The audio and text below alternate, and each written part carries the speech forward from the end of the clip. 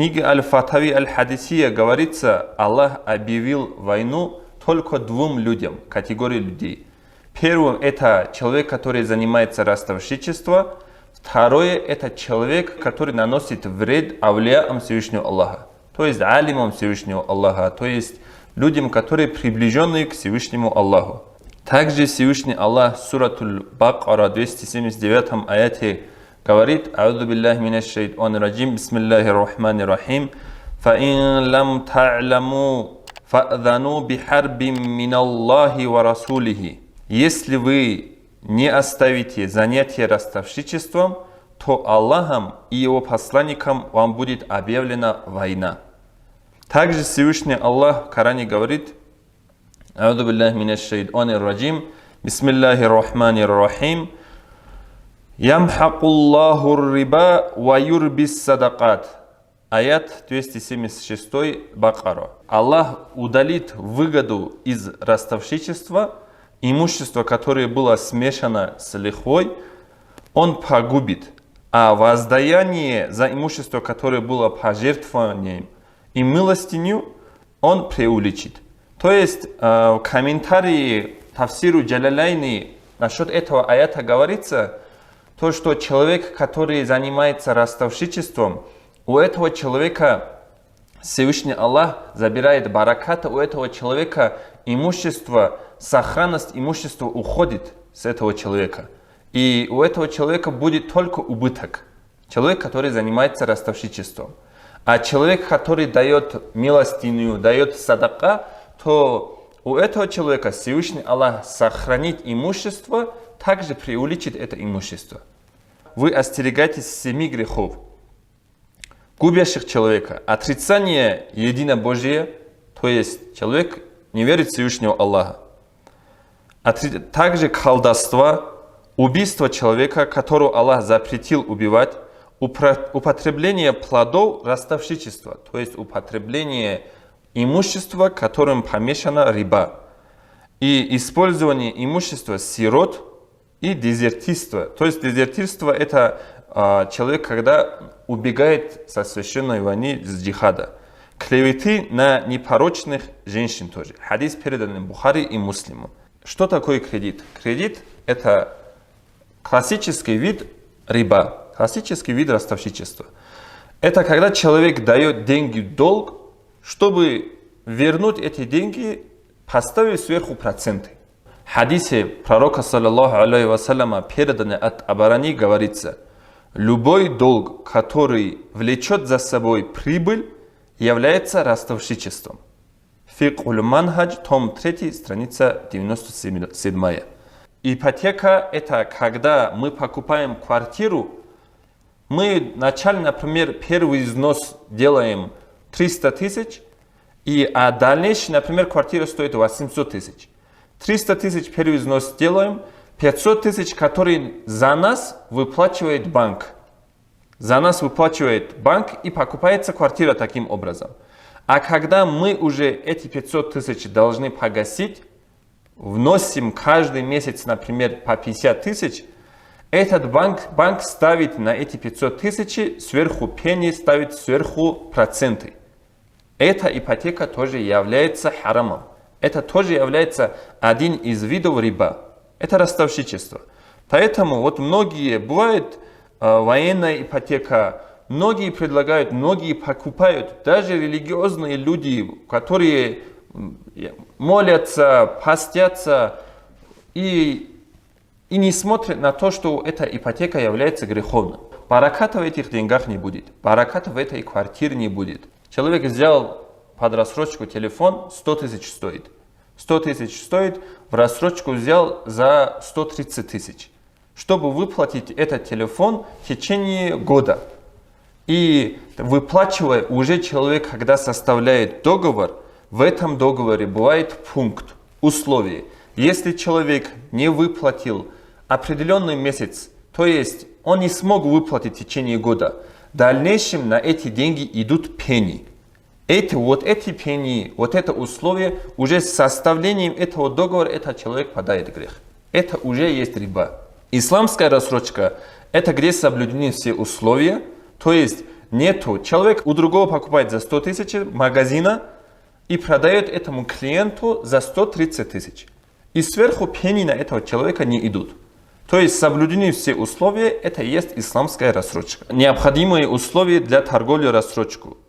Вот разрешается увеличение цены товара при его продаже с рассрочки платежа на определенный срок. При этом цена товара в рассрочку и график погашения задолженности, объем, взнос и их сроки должны быть четко оговорены во время заключения сделки. В противном случае сделка противоречит шариату. То есть, когда уже соблюдает сделку, этот человек уже четко в договоре должен ввести цену товара, то, что он на добавку делает, все то, что написано в договоре, полностью соблюдать. Также второе условие: не дозволяется устанавливать в контракте дополнительные проценты. Ну, как мы говорили предыдущие, пени нельзя за просрочку платежа. Если мы просрочим этот платеж и сверху даем проценты, то это уже автоматически идет как риба, как лихва. Также платежеспособностью от дебитора шариата запрещает задерживать погашение. То есть человек, например, мы взяли также вот телефон взяли, и за телефон каждый месяц выплачиваем, задерживать эту выплату по шариату этому человеку запрещается. А также, если задерживать, но не разрешается то, что кредитор, кто дает, например, взыскать с должника какие-либо компенсации из-за этого. То есть проценты на это ставить нельзя. Продавец имеет право поставить в договоре условия о досрочной выплате покупателям полностью стоимости товара в случае несоблюдения им графика погашения задолженности. За продавцом не сохраняется, то есть человек уже продал рассрочку, за него уже это не его имущество. Это уже переходит в имущество другого человека, кто покупает. Вот соблюдая все эти условия, человек может рассрочку брать товар, чтобы человек не пал в грех. В любом продукте может быть риба. Например, если взять хлеб, мука, обменивать от мука на муку также является греховным. Там условия есть. Есть обменивать можем при условии, если это и в весе, и в качестве одинаковыми являются. И также золото, ростовщичество насчет золота, серебра. В это же золото и серебро у нас входит и деньги тоже. Теперь, обменивая эти вот два продукта, какие условия мы должны соблюдать? На примере, обмениваемые вещи должны быть равными в весе, в объеме, качестве, объеме и так далее. Обмен не должен быть отсрочен на какое-либо время. То есть, когда человек обменивается, на месте же должен состояться обмен. Человек не может, а я потом сделаю, через месяц вот так сделаю.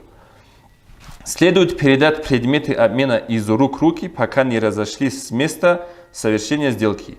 Отсутствие одного из этих условий является уже риба. Если отсутствует одно из этих трех условий, уже это является риба, уже это греховно. К примеру, если обменять 100 кг лучшего сорта яблок на 90 или 110 кг более низкого сорта, то это считается ростовщичеством, так как они не равны в весе. Лучший сорт яблока и более худший сорт яблока. Если они обменивают, то уже это является риба. Или если при обмене доллара на доллар получится разница, то это также будет ростовщичеством тоже. Так, лет, наверное, 10, прошло с этого времени. 10 лет, наверное, если не больше. Знакомых людей взял, я помню, тогда еще 300 тысяч взял кредит. Кредит взял 300 тысяч, и этот человек почти, он взял ее на 3 года. Тогда еще он взял ее на 3 года, и этот человек почти что лет 7-8 выплачивал этот кредит. Он влезал и в долги, он и работал. Это кредит, это ипотека, это рассрочка, вот это ростовщичество, это все вот, экономическое рабство. Это экономическое рабство человека, когда человек вот рабом становится. Один из знакомых говорил то, что вот где я жил, эта квартира даже была под ипотекой, под кредитом. И когда с этой хозяйкой я разговаривал, эта хозяйка говорит, я, говорит, для своих детей это сделала, говорит, чтобы квартира была. А сами вот, сам муж, они сами переехали в север, и в севере работали для того, чтобы оплатить эту квартиру, оплатить этот кредит. Они взяли эту квартиру на 30 лет, чтобы оплачивать. 5 лет прошло, говорит, мы работаем, говорит, с утра до ночи и выплачиваем, говорит, только вот этот кредит. Эти люди не понимают то, что если даже малое имущество халалное будет, халально заработанное имущество будет, это имущество для них намного лучше, чем имущество, которое замешано вот харамное и которое замешано риба и вот ростовщичество.